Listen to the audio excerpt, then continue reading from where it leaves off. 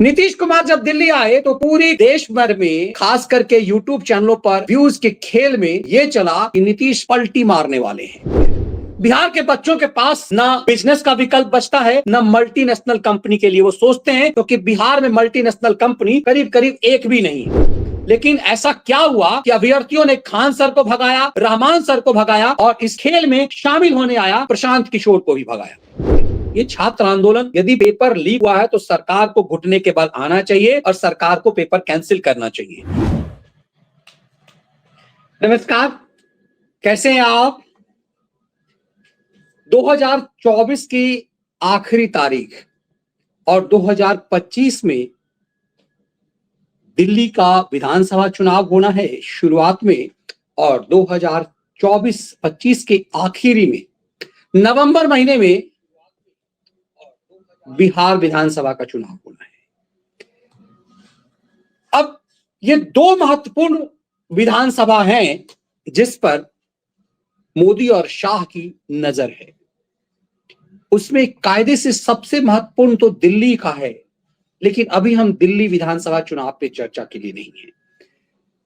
बिहार विधानसभा चुनाव के भी विमर्श के लिए नहीं है। अभी हम इस बात को समझेंगे कि बिहार में जो बीपीएससी परीक्षा के प्राथमिक परीक्षा पीटी के बाद जो बवाल मचा हुआ है, बिहार की सड़कों पे जो उत्पात है, पुलिस ने जिस तरह से छात्रों के ऊपर लाठीचार्ज और इस दिसंबर के कपकपाती ठंड में जो पानी की बौछार की है, उससे एक नैरेटिव बन रहा है। जब पटना की सड़कों पर छात्रों के प्रदर्शन पर पटना पुलिस एक्शन में थी, बिहार के मुख्यमंत्री नीतीश कुमार दिल्ली में थे और दिल्ली में कहने को तो वो मनमोहन सिंह के मृत्यु पर शोक व्यक्त करने दिल्ली आए थे, लेकिन क्या इसकी जरूरत थी? क्या दूसरे राज्य के मुख्यमंत्री भी आए थे? नीतीश कुमार जब दिल्ली आए तो पूरे देश भर में खास करके यूट्यूब चैनलों पर व्यूज के खेल में यह चला कि नीतीश पलटी मारने वाले हैं, नीतीश पलटीबाज हैं और फिर से पलटी मारने के लिए वो धमकी देने आए थे, क्योंकि पिछले दिनों अमित शाह ने जो बात कही थी वो नीतीश कुमार को डाइजेस्ट नहीं हुआ। लेकिन क्या जिस राज्य में इतना बड़ा उपद्रव चल रहा हो, जिस राज्य की में अस्थिर स्थिति हो, उस राज्य के मुख्यमंत्री का दिल्ली आना और फिर आनन फानन में वापस लौट जाना, प्रधानमंत्री से मिले बिना, प्रधानमंत्री द्वारा उन्हें समय ना देना, कई चीजें बताती हैं। आपने देखा होगा कि महाराष्ट्र में हमने बॉडी लैंग्वेज पे चर्चा की थी। जब महाराष्ट्र में शपथ ग्रहण समारोह हुआ था, उस समय महाराष्ट्र में शिवाजी पार्क में प्रधानमंत्री नरेंद्र मोदी का बॉडी लैंग्वेज भी देखने लायक था। उन्होंने नीतीश कुमार की तरफ नजर भी नहीं उठाई और नीतीश कुमार का पिछले कुछ दिनों से जो प्रधानमंत्री मोदी के प्रति भाव रहा है, उम्र में नीतीश कुमार से छोटे हैं प्रधानमंत्री मोदी। मोदी 74 साल के हैं और नीतीश लगभग 76 साल के हैं। लेकिन कई बार ऐसा देखा गया हाल के दिनों में कि उन्होंने प्रधानमंत्री मोदी के पांव छूने की कोशिश की। वीडियो ये वायरल हुआ और जो तस्वीरें आती हैं उससे साफ है कि नीतीश कुमार अपने जीवन की आखिरी बेला में ससम्मान राजनीतिक विदाई चाहते हैं। ऐसे में नीतीश कुमार क्या पलटी मार करके आने वाले दिनों में क्या पाएंगे, ये कोई भी विश्लेषक इस बात को समझ सकता है। लेकिन नीतीश कुमार का चूंकि अतीत पलटीबाज का रहा है, इसलिए खबर बन जाता है। लेकिन बिहार में ऐसा क्या हुआ है कि अमित शाह के एक्शन से आपको समझ आएगा, और अमित शाह का जब एक्शन मैं कहता हूं तो एक्शन नरेंद्र मोदी का होता है। लेकिन चूंकि देश के गृह मंत्री अमित शाह हैं और नरेंद्र मोदी का आंख मूंद कर यदि किसी एक व्यक्ति पर पूरा भरोसा है तो वो भारत के गृह मंत्री अमित शाह हैं। तो हाल के दिनों में कि कुछ फैसलों पर नजर डालना पड़ेगा और बिहार की स्थिति पर। तो क्या बिहार को बांग्लादेश की तरफ बर्बाद करने की एक बड़ी साजिश देश विरोधियों की हुई है? क्या बिहार में एक ऐसा छात्र आंदोलन खड़ा करके बिहार को बांग्लादेश की तरफ बर्बाद करने की साजिश है? बिहार में यदि देश में कहीं छात्र आंदोलन सबसे आसानी से एक्शन में आ सकता है तो बिहार है। जेपी आंदोलन की बुनियाद भी बिहार में ही रही, और अन्ना आंदोलन में भी यदि बड़ी भूमिका थी तो बिहार के छात्रों की थी जो दिल्ली में पढ़ाई कर रहे थे, क्योंकि बिहार के बच्चों के पास कोचिंग के अलावा, पढ़ाई के अलावा, सरकारी नौकरी के अलावा कुछ दिखाई नहीं देता। बिहार एक ऐसा प्रदेश है जहां सरकारी नौकरी का ऐसा नशा है क्योंकि विकल्प नहीं है। बिहार के बच्चों के पास ना बिजनेस का विकल्प बचता है, ना मल्टीनेशनल कंपनी के लिए वो सोचते हैं, क्योंकि बिहार में मल्टीनेशनल कंपनी करीब करीब एक भी नहीं है। ऐसे में बिहार के बच्चों के पास के इंजीनियर, डॉक्टर और सरकारी नौकरी के अलावा कुछ दिखता नहीं। ऐसे में मैंने कई बार बताया कि बिहार में जिस सबसे बड़ा बिजनेस है तो कोचिंग का है। कोचिंग माफिया सबसे ज्यादा सफल है, वो सादगी की नौटंकी करते हैं, वो सिंपल सिटी दिखने की कोशिश करते हैं, लेकिन एक से एक ऐसे कोचिंग माफिया हैं जिनने अपनी करोड़ों अरबों की संपत्ति हाल के कुछ वर्षों में बना ली है। वो दिखाने के लिए तो कहते हैं कि वो 99 रुपए का पैकेज चलाते हैं, 1000 रुपए का पैकेज में वो बीपीएससी की तैयारी करवाते हैं, लेकिन उनका अरबों का साम्राज्य हो गया, करोड़ों करोड़ का साम्राज्य है। और दिल्ली, बिहार में भी कोई ऐसा धंधा चल रहा है आज की तारीख में तो सबसे बड़ा है कोचिंग माफिया का। यदि लालू का जंगल राज होता तो इन कोचिंग माफियाओं से वसूली होती, लेकिन नीतीश के दौर में ये कोचिंग माफिया जबरदस्त फल फूल रहे हैं। ऐसे में ये बिहार में जो छात्र आंदोलन है वो क्या बड़ा खेल था जिस पर नकेल कस दिया गया है। बीपीएससी के अभ्यर्थियों का आंदोलन खत्म नहीं हुआ है, लेकिन कोचिंग माफियाओं की जो इस पर एंट्री थी वो क्यों सन्न रह गया है। बिहार में हाल के दिनों में जो ही ये आंदोलन, छात्र आंदोलन शुरू हुआ, ये बीपीएससी अभ्यर्थियों का जो ही आंदोलन शुरू हुआ, उसी बीच बिहार के राज्यपाल के बदलाव के क्या मायने हैं। बिहार में जो राज्यपाल आए हैं वो आरिफ मोहम्मद खान को लाया गया है। आज की तारीख में यदि देश भर में कोई ऐसा राज्यपाल जो सबसे ज्यादा लोकप्रिय है, सबसे ज्यादा एडमिनिस्ट्रेशन के रूप में जिस जो जो जो जो खासियत शख्सियत पाए हुए है, जो सबसे ज्यादा विद्वान माना जाता है, वो केरल से आकर के बिहार के राज्यपाल बनाए गए आरिफ मोहम्मद खान है। तो क्या बिहार में आरिफ मोहम्मद खान को यूं ही लाया गया है?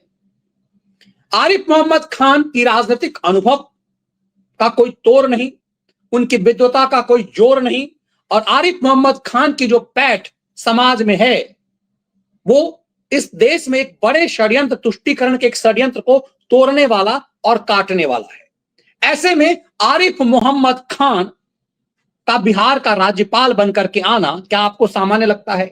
दरअसल सोशल मीडिया पर एक नैरेटिव बनाया गया है कि आरिफ मोहम्मद खान के राज्यपाल नियुक्त होने के को लेकर नीतीश कुमार खुश नहीं है, जबकि सच इससे अलग है।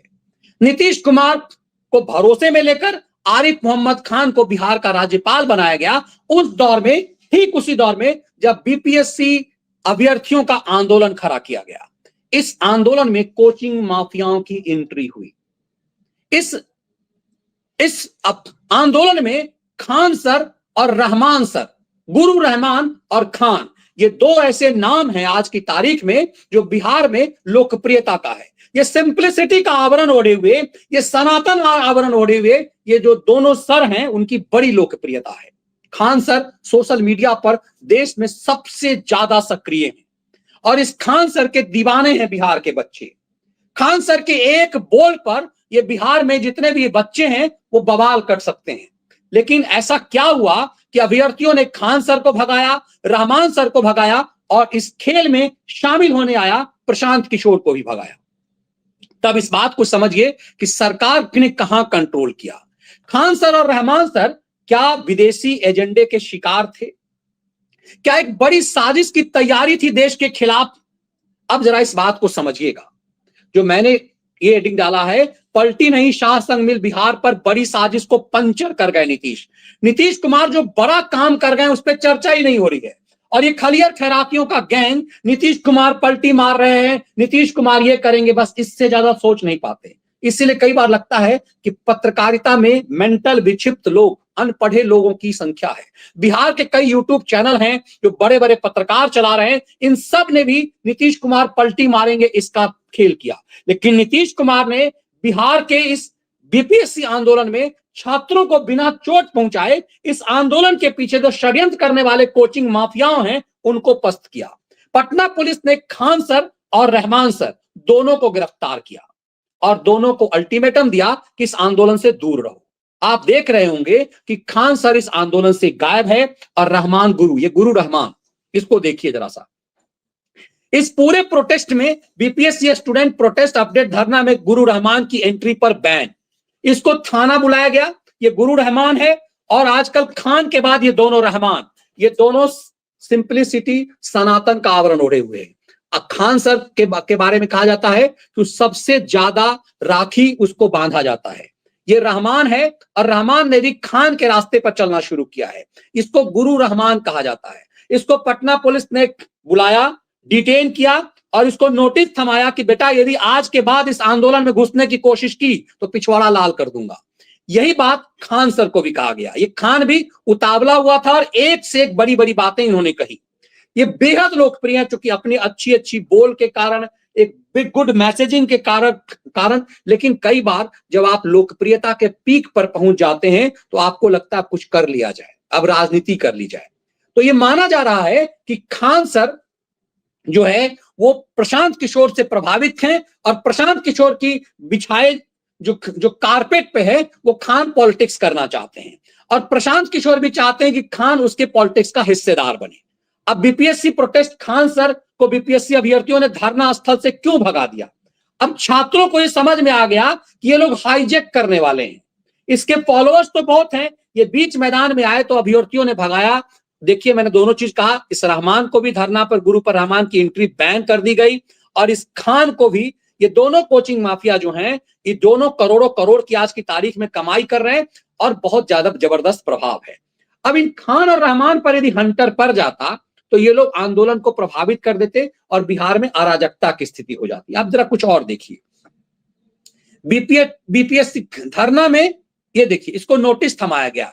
गुरु रहमान पर पुलिस की नकेल और गुरु रहमान को कहा गया कि तुम जो है एक ये जो धंधा कर रहे हो धंधा बंद कर दो, छात्रों को जो गुमराह करने का धंधा बंद कर दो। उसके बाद गुरु रहमान ने आकर के टेलीविजन चैनलों पर आकर के उसको बाइट देना पड़ा और कहना पड़ा कि हम अपने आप को इससे अलग कर लिए हुए हैं। अब इन सब की देखिए कि कैसे कैसे बैन हुई। अग्निपथ, अब आपको पीछे मैं ले जाता हूं। मैं क्यों कह रहा हूं कि दरअसल नीतीश कुमार पलटी नहीं मार रहे हैं, उन्होंने इस आंदोलन को शाह के साथ मिलकर के पंचर किया है। दरअसल बिहार में माना जा रहा है एक बड़ी साजिश बांग्लादेश के तर्ज पर थी छात्र आंदोलन को लेकर के। मैंने जैसे आपसे कहा कि बिहार एक ऐसी भूमि है जहां सबसे ज्यादा जो कमाई है वो कोचिंग माफियाओं की है। कोचिंग माफिया बिहार की राजनीति को प्रभावित कर सकता है।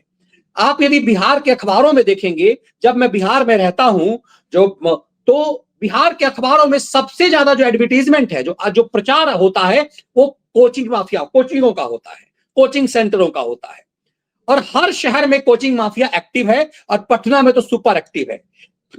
बाहर जो कहा तो जाता है कि राजस्थान में कोचिंग का सबसे बड़ा सेंटर है वो, लेकिन वहां पर भी बिहारी छात्र और बिहारी शिक्षक ही उस कोचिंग माफिया कोचिंग का उसे चलाते हैं। अग्निपथ को आप पहले जरा बैक में जाइए कि क्यों अमित शाह की नजर पड़ी है। आप और हम घर पे बैठ करके सोचते हैं कि भाई क्या कुछ चल रहा है। अग्निपथ योजना पर उपद्रव में फंसे खान सर और गुरु रहमान, भड़काने के आरोप में 6 कोचिंग सेंटरों के यहां संचालकों पर छापा। और यही दोनों है खान और रहमान। खान और रहमान सनातन आवरण ओढ़े हुए है। खान जो है वो पूरा भगवान का नाम लेगा, जपना सब कुछ होता है। और ये गुरु रहमान देखिए भगवा धारण किए हुए है, क्योंकि यहां पर भगवा धारण किए बिना, सनातनी बने बिना आप एक मास में लोकप्रिय नहीं हो सकते हैं। इसीलिए देखिए रहमान भी जो है भगवा धारण किए हुए है, हाथ में कलेबा है। और इस खान को भी देखेंगे तो सबसे ज्यादा जो है खान सर का राखी बंधा हुआ रहता है। कई लोगों को आपत्ति होगी कि आप खान सर जैसे लोकप्रिय लोगों के साथ ही कर रहे हैं, लेकिन देखिए महत्वाकांक्षा हो जाती है राजनीति में आने की।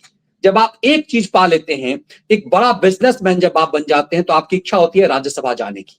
लोकसभा में तो आप उस तरह नहीं जा पाएंगे, तो राज्यसभा जाने की। तो जब लोकप्रियता हो जाती है, एक सामान्य घर से आए हुए खान और ये रहमान, इन दोनों का कोचिंग सेंटर, क्योंकि बिहार में यही चल सकता है। और चूंकि ऑडिटर खान बहुत बेहतरीन है और बहुत लच्छेदार बोलते हैं आम आदमी की भाषा में, तो इनकी लोकप्रियता पीक पे है। इन दोनों को डिटेन किया गया। उस समय भी अग्निपथ योजना में अग्निपथ के खिलाफ पूरे बिहार देश में आंदोलन हुआ, लेकिन आंदोलन जो है वो हिंसक आंदोलन सिर्फ बिहार में हुआ और उत्तर प्रदेश के कुछ इलाकों में, प्रयागराज में हुआ था, उसको वहां के एसपी ने, और इलाहाबाद में उसकी जो है एसपी ने उसे दमन कर दिया था। लेकिन पटना में रेलवे की करोड़ों करोड़ की संपत्ति जला दी गई थी। उसमें बिहार में नीतीश कुमार आरजेडी के साथ सरकार चला रहे थे। और सोचिए, आरजेडी के संरक्षण में, आरजेडी के साथ जब नीतीश कुमार सरकार चला रहे थे, उस दौरान बड़े पैमाने पर हिंसा हुई और रेलवे की सैकड़ों करोड़ की संपत्ति जला दी गई। ये सिर्फ बिहार में हुआ। मतलब सरकार होने के बाद भी, नीतीश कुमार की सरकार थी, उसके बाद भी, चूंकि माना जाता था उस समय में आरजेडी के जो कुछ का वो थे और ये सब मिल करके बिहार में बड़े पैमाने पर हिंसा हुआ। और इस हिंसा के बाद अग्निपथ योजना में उपद्रव में खान और रहमान गुरु को भड़काने के आरोप में 6 कोचिंग संचालकों के यहाँ छापेमारी हुई। ये आप देखिए 20 जून 2022 की खबर है। मतलब ये कि अग्निपथ आंदोलन के समय ही ये षड्यंत्र किया गया कि बिहार के छात्रों के माध्यम से बिहार में उपद्रव किया जाए। इसकी भनक अमित शाह को थी और यही वजह है कि इन सबको, चूंकि ये सब लोकप्रिय हैं, इन सबको तुरंत यदि गिरफ्तार कर लिया जाता, इनको यदि जेल भेज दिया जाता, तो ये बैक बाउंस कर जाता। अब आपको याद होगा कि अभी हाल में ही इस खान को जब अरेस्ट किया गया था तो ये बीमार हो गया। खान सर को अरेस्ट किया गया, ये बीमार हो गया, डिहाइड्रेशन की शिकायत हो गई, अस्पताल में भर्ती हुआ और उसके बाद इसको समझा दिया गया कि भाई तुम अब भाग लो यहां से, अब ये सब उपद्रव मत करना। अब देखिए, बीपीएससी कैंडिडेट ने किया खान सर का विरोध, आंदोलन को हाईजैक करने का लगाया आरोप, गर्दनी बाग से वापस लौटे भारी फोर्स तैनात। दरअसल आंदोलन तो सही है, ये छात्र आंदोलन, यदि पेपर लीक हुआ है तो सरकार को घुटने के बल आना चाहिए और सरकार को पेपर कैंसिल करना चाहिए। ये क्यों लीक होते हैं, पेपर क्यों लीक होते हैं? ये फेल्योर है किसी गवर्नमेंट का। लेकिन इसका यदि फायदा कोई उठा रहा है तो आपके कमजोर कर्म की। तो नीतीश कुमार के अधिकारियों की इस हिला हुजूत के कारण ये खान और रहमान ने इस पे मजे लेने की कोशिश की। तो खान और रहमान दोनों को घर बैठा दिया गया। माना जा रहा है कि गृह मंत्रालय की रिपोर्ट थी, खुफिया रिपोर्ट बिहार सरकार को दी गई कि खान और रहमान दोनों को डिटेन करो, ये कोचिंग माफिया ये उपद्रव कर रहा है, इन दोनों को डिटेन करो। तो आप देखेंगे खान और रहमान दोनों को नोटिस जारी कर दिया गया और दोनों के दोनों इस आंदोलन से गायब हो गए। खान सर क्यों गायब है? क्योंकि आईबी को रिपोर्ट मिली कि इन लोगों को कहीं से किसी एजेंडे के तहत ये बिहार में एक बड़ा उपद्रव, बड़ा आंदोलन खड़ा करना चाह रहे हैं ताकि बिहार चुनाव से पहले सत्ता जो है परिवर्तन किया जाए और बिहार, चूंकि बंगाल के बगल में, एक बड़े उपद्रव को अंजाम दिया जाए। अब इस सरकार की जिम्मेदारी है कि खान और रहमान अक्सर छात्रों को क्यों भड़काते हैं और ये बिहार में ही क्यों शुरू होता है। ये बहुत महत्वपूर्ण है क्योंकि मैंने जैसे बार बार बताया कि बिहार के बच्चों के पास विकल्प नहीं है। बिहार में प्राइवेट नौकरी की भी उम्मीदें नहीं रहती है। प्राइवेट कंपनियां, लालू राज के बाद से नीतीश कुमार भी वो भरोसा नहीं कायम कर सके कि बिहार में कोई निजी कंपनी जाकर के वहां पर जो उद्योग धंधे लगाए। नीतीश कुमार कभी भी पलटी मार जाते हैं, इसीलिए लोगों को भरोसा नहीं जगता और बिहार में कोई जो मल्टीनेशनल कंपनी भी स्थापित नहीं होती।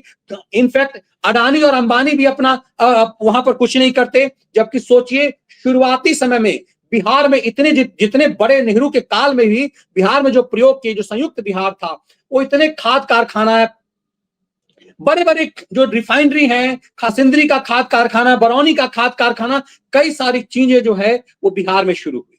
लेकिन आजादी के बाद, 90 के दशक के बाद, बिहार के विकास में न बिहार में सड़कें बनी, न बिजली पहुंची बिहार में। बिहार को तबाह एक जंगल राज बना दिया गया। बच्चे बिहार से भाग करके आए और बिहार के जो भी बच्चे बिहार छोड़ करके आए, उन लोगों ने खूब डेवलप किया।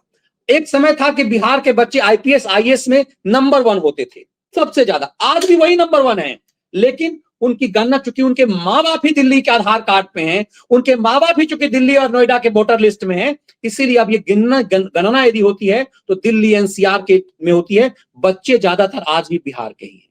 बिहार के बच्चे प्रशासनिक स्तर पर, टेक्नोलॉजी में, आईआईटी और मेडिकल कंप्लीट करने में वो नंबर 1 है, सिविल सर्विस में वो नंबर 1 है। लेकिन बिहार हर मामले में पिछड़ रहा है, सिर्फ इस फर्जी तरीके के छात्र आंदोलन कराने में, उत्पात कराने में, सरकारी संपत्ति नष्ट करने के लिए इस तरह के आंदोलन कराने में।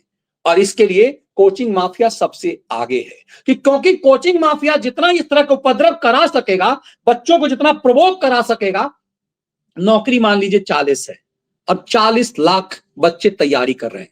कोचिंग माफियाओं की जो दुकान चल रही है, इस तरह के आंदोलन में यदि कोचिंग माफिया शामिल नहीं होगा तो बच्चों को प्रवोक कैसे कर पाएगा? नौकरी है नहीं और कोचिंग चल रहा है। ये कैसा, इस नैरेटिव को समझ लीजिए, इन खान और रहमानों को जो लोग भगवान मान रहे हैं उनको भी समझना पड़ेगा कि ये कैसा सब्जबाग फैला रहा है। नौकरी है नहीं, कैसी तैयारी? सरकारी नौकरी है नहीं, प्राइवेटाइजेशन का दौर है और आप तैयारी करा रहे हैं सरकारी नौकरी का। एक सपना दिखा करके बच्चों को गुमराह किया जा रहा है। सरकार को जरूरत है कि इन कोचिंग माफियाओं पर नियंत्रण करे, बच्चों को गुमराह होने से बचाए। गरीब लोग घर जमीन बेच बेच करके इन कोचिंग माफियाओं से के जाल में शिकार हो रहे हैं और बिहार को बर्बाद करने की साजिश। तब समझ में आएगा आपको कि जो लोग ये कह रहे हैं कि नीतीश कुमार पलटी मार रहे हैं, नीतीश कुमार ने सही मायने में इन कोचिंग माफियाओं के षड्यंत्र को पंचर कर दिया। आंदोलन बिहार में चल रहा है बच्चों का, वो चलना चाहिए। यदि बीपीएससी में पेपर लीक हुआ है तो सरकार को घुटने के बल आ करके उसको वापस लेना चाहिए, लेकिन उसका कोई यदि दुरुपयोग कर रहा है, यदि सरकारी संपत्ति को ध्वस्त करने की कोशिश कर रहा है, यदि कोई पॉलिटिकल फायदा उठा रहा है, देश विरोधी साजिश कर रहा है, उस पर नकेल कसने की जरूरत है। और इसीलिए तब आप समझेंगे कि क्यों ऐसा हुआ कि बिहार इन खान और रहमान को, इन सब को बाहर कर दिया गया और प्रशांत किशोर को भी पंचर किया गया। जब खान और रहमान को साइड किया गया तो प्रशांत किशोर मैदान में आ गया। प्रशांत किशोर को भी कहां से संदेश आ गया कि प्रशांत किशोर मैदान छोड़ करके भाग गया। सही मायने में जो बांग्लादेश, बिहार को बांग्लादेश बनाने की जो साजिश थी उसको पस्त कर दिया गया है और फेक नैरेटिव चलाया जा रहा है कि नीतीश कुमार पलटी मारने दिल्ली आए हैं। बिहार में इतना बड़ा उपद्रव हो रहा था, नीतीश कुमार को गृह मंत्रालय की तरफ से बुलाया गया था, ऐसी जानकारी है। और उसके बाद नीतीश को यह समझाया गया कि इन कोचिंग माफियाओं पर नियंत्रण किया जाए। तब आप पूरी चीजों को देखिए तो समझ में आएगा आरिफ मोहम्मद खान जैसे अनुभवी आदमी को बिहार का राज्यपाल क्यों बनाया गया है। आने वाले समय में बिहार में चुनाव है और नीतीश कुमार की अगुवाई में ही वो चुनाव होगा, इसकी संभावना है। लेकिन चुनाव बाद क्या होगा इसकी गारंटी कोई नहीं दे सकता है। नीतीश कुमार मात्र 40-42 विधायक लेकर के चीफ मिनिस्टर हैं, उम्र ढल रहा है और नीतीश जानते हैं कि अगली बारी उनकी नहीं है, लेकिन वो विदाई एक सम्मानजनक चाह रहे हैं, बिहार को बर्बाद करके नहीं। जो बिहार को बर्बादी की साजिश है, ये पॉलिटिकल एजेंडे के तहत जो छात्रों को प्रवोक करके जो पॉलिटिक्स की जा रही थी, दरअसल शाह और नीतीश ने उसे ही पंचर कर दिया है। एक बड़ी साजिश, इसका फायदा पॉलिटिकल पार्टियां लेना चाह रही थी कि छात्रों को प्रवोक करके कोचिंग माफियाओं के सहारे बिहार की बर्बादी की, उसे पंचर कर दिया गया। सोचिए कहां गायब है खान, कहां गायब है रहमान और क्यों गायब हुआ प्रशांत किशोर? दरअसल बच्चों ने इन सब पर नकेल कसा है और बिहार के इन छात्रों ने इसे उपद्रव का रूप देने की षड्यंत्र करने वालों की नकेल कस दी है। इस आंदोलन से खान, रहमान और प्रशांत किशोर को भगा करके बिहार के बच्चों ने एक समझदारी का परिचय दिया है। आंदोलन जिंदा रहना चाहिए, लेकिन उस आंदोलन में अक्सर उपद्रवी शामिल होते हैं और उस आंदोलन को खत्म कर देते हैं। छात्रों का आंदोलन, छात्रों की मांग जारी रहनी चाहिए, छात्रों को आवाज उठाते रहना चाहिए, लेकिन कोई भी उपद्रवी, कोई भी माफिया उनके आंदोलन को हाईजैक कर ले, इससे बचना चाहिए। और बिहार के किन छात्रों ने बेहतरीन उदाहरण दिया, खान सर को भगाया, प्रशांत किशोर को भगाया, रहमान को सबसे पहले दौड़ाया और ये साबित किया कि इसे राजनीतिक रंग मत दो, देश विरोधी षड्यंत्र नहीं चलेगा। बिहार वो भूमि है जो प्रेरक है, जहां से लोकतंत्र शुरू हुआ, जो महावीर की पुण्य जन्मभूमि, जो बुद्ध की कर्मभूमि है, गांधी की कर्मभूमि है, और बिहार हमेशा देश को दिशा देने वाला है। तो ऐसे कोचिंग माफिया, ऐसे पॉलिटिकल माफिया यदि किसी आंदोलन को हाईजैक करके विदेशी एजेंडे के तहत तबाही की कोशिश करें तो उन सब पर नकेल कसने की जरूरत है। तब आपको समझ में आएगा कि नीतीश कुमार दिल्ली क्यों आए थे और कैसे पंचर हुआ इतना बड़ा पाप। ये वीडियो विश्लेषण आपको कैसा लगा? इसके कंटेंट यदि पसंद आए वीडियो को लाइक और शेयर जरूर कीजिए।